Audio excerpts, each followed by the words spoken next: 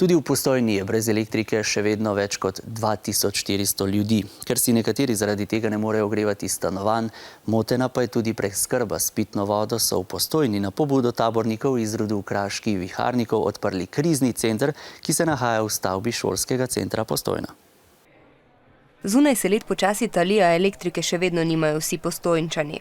Zato se v dopoldanskih urah v kriznem centru že zbirajo ljudje. Toplo pijačo jim postrežejo mlade prostovoljke, tabornice iz roda kraških viharnikov. Imamo 12 zakonov, taborniških zakonov, in jih moramo upoštevati. In tudi piše, da tabornik pomaga. Vidim, kaj so ljudje vsi v stiski in pomagam, da lahko vse pogrejejo, da imajo elektriko, da lahko dobijo dosti informacij, kaj zdaj teh 5-6 dni niso imeli. Mlade prostovoljke pomagajo svojim starejšim kolegom tako, da delijo hrano, pijačo in čistijo. In čeprav so tabornice in so vajene življenja brez elektrike, tudi njim v zadnjih dneh ni bilo lahko. Mraz je bilo, cel čas smo bili oblečeni, zaviti v deke in dolg čas je bilo. Včeraj se je v kriznem centru, ki je odprt 24 ur na dan, oglasilo več kot 150 oseb. 20 jih je v centru prenočilo.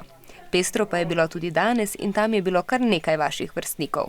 Prišel sem, da bi napolnil računalnik, pa da se bi družil s prijatelji, ker nimam nič, da kaj delam doma. Da si napolnim telefon, pa eno igrico, in da se lahko kaj novih iger naučim in da spoznam nove prijatelje.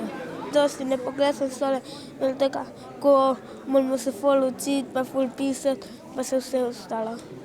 Šolo pogrešam zato, ker nimam prijateljev doma, pa se ne morem igrati. Krizni center pa bo odprt vse dokler ga bodo ljudje potrebovali.